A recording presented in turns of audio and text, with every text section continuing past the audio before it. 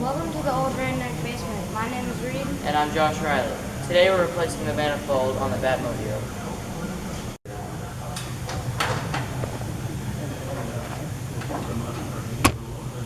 Put your hand over here so it doesn't slip off. You're going to have two hands. The other way around. Hold that up with your left and pull with your right. So we're taking the bolts off of the, and that's righty-tighty. No, that's lefty-loosey, that's right. You gotta leave it on there. Let me try, Reed. No. Josh It is, hasn't been broken yet. really? You almost have it. Grab it in. Cool. Yay, you got it. I've already done the thing. So here we have Josh removing the throttle, I'm sorry, the choke from the carburetor. Now, rolling with action, go. Pull this up, sorry, pull this up first. Pull that up. Ah, now disconnect, now all that slides off. Sorry, spot. That and those two pieces. Don't lose them, don't lose them, don't lose them. Careful with the spring, don't bend the spring. There you go. Careful with those two pieces too. And actually you can pull those up and out. Josh, the camera is right there. Yeah, no. And those go in the little You didn't dish. show it. Show it them more. going in the dish. Wait, where's the dish? The dish is over here. They go in the little magnetic dish so we don't lose the pieces and parts. Very good. All the parts make it? Say pip pip and all. So here we have Josh working on the carburetor bolts so that we can get at the manifold a little better. Oh, that's plenty. Let's stop there. And that side for a couple more turns. The carburetor looks nice and loose. So as soon as we disconnect the gas line, we'll be able to pull the carburetor off. Hello, mate. I'm That's Australian. So Dad is Hello, mate. so Dad's got the gas line from the shutoff valve loose. Pull gently. It's ready to come out. Yeah, it's ready to come out. No, not heavy. only one. Okay. You get to hold it at some point again, but not right now. All right. So We'll we're let you hold it in a minute. Reed. The videotape is on, by the way. In that face. There we go. I wonder when that face is going to be able to give up. So, all right. So pull the manifold off, and look what we see over here. What's that, Dad? Burnout. Look at that. That's where that went. And we wonder why we were getting so much noise. Josh, look at the camera. Everybody smile. So here's our problem. Here's what we're fixing. We're going to put a new gasket on with a different manifold, and we'll be in good shape.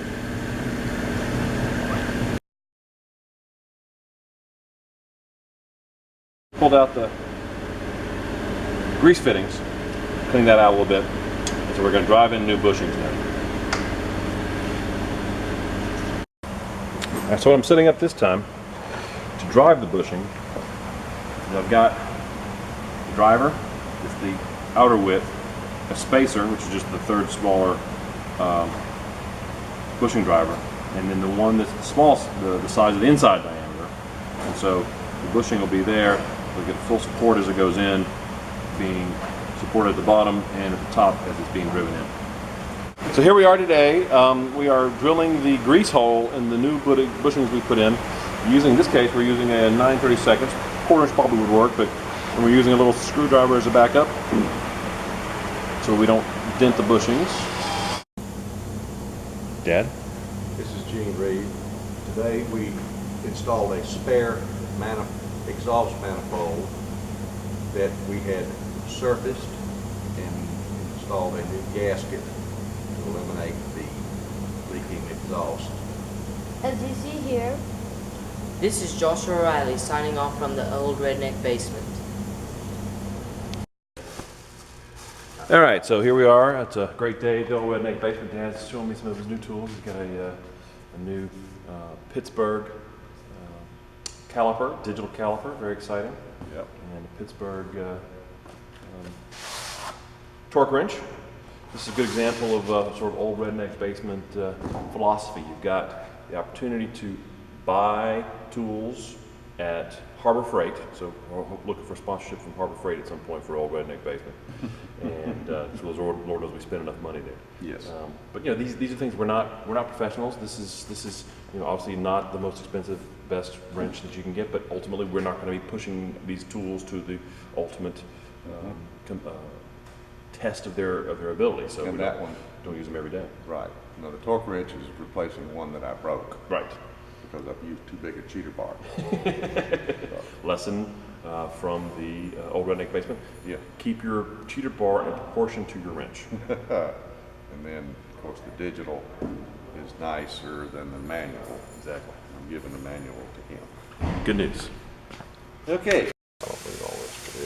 All right, quick update here at the Old Redneck Basement. We got the carburetor back on, and put a new found a gasket in the supplies. There's always plenty of those laying around. Couldn't get it off. Couldn't get the old one off the old manifold. So put the manifold on, and we pulled the each nut off, and the washers actually go sharp edge down, if you will.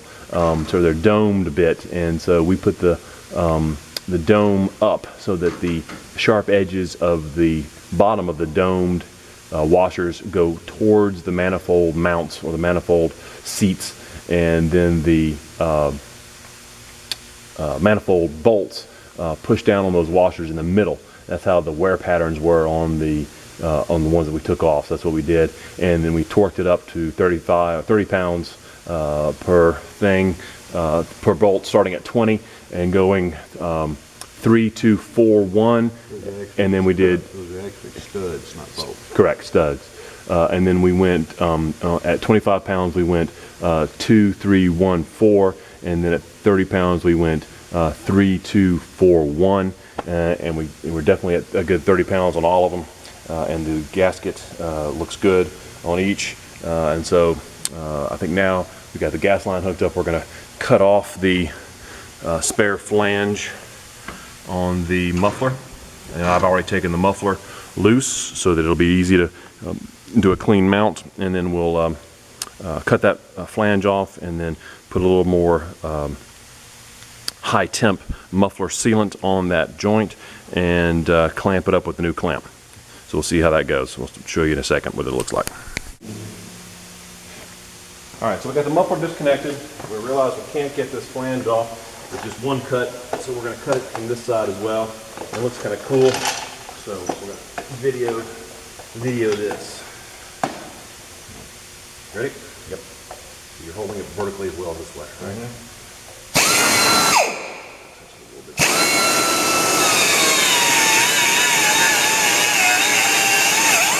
That's sparky.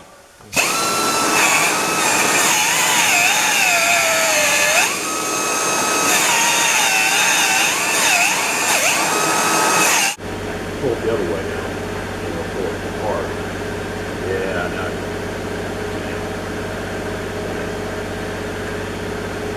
Good.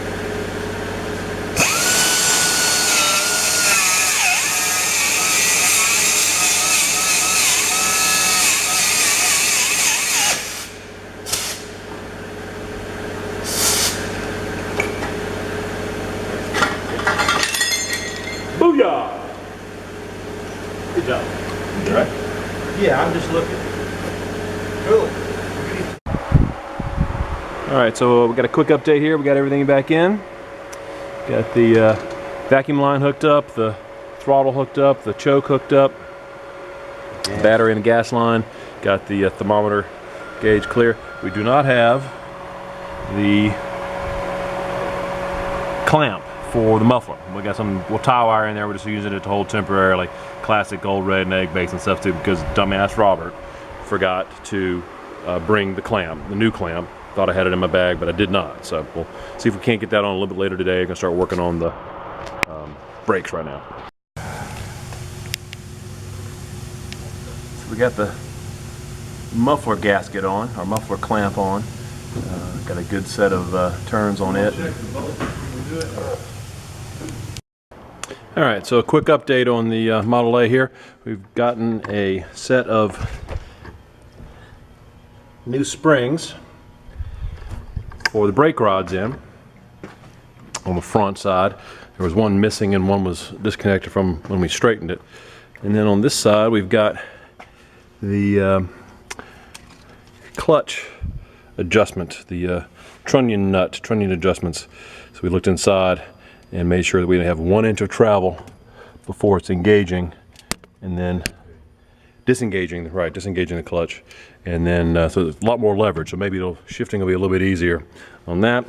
We just put in the window rollers and the slide lock escutcheon, as well as the strike escutcheon, and we need a pin for this on this side. This all looks really nice over here, thanks to Car Stereo Plus for helping us out here. We're going to get some button caps for these screws here, and now we're going to piddle a little bit with something else. Not sure what, but we'll figure it out.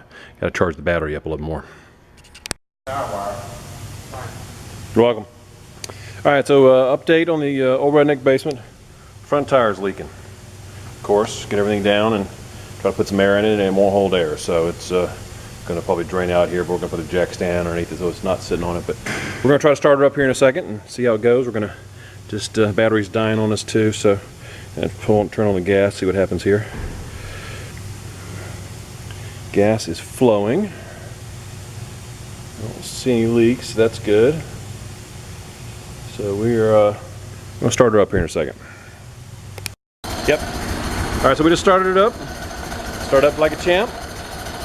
And a lot quieter than it was. That exhaust manifold is a lot quieter. We're spinning away. No gas leaks. It'll find the water here in a minute, but good to go for the moment.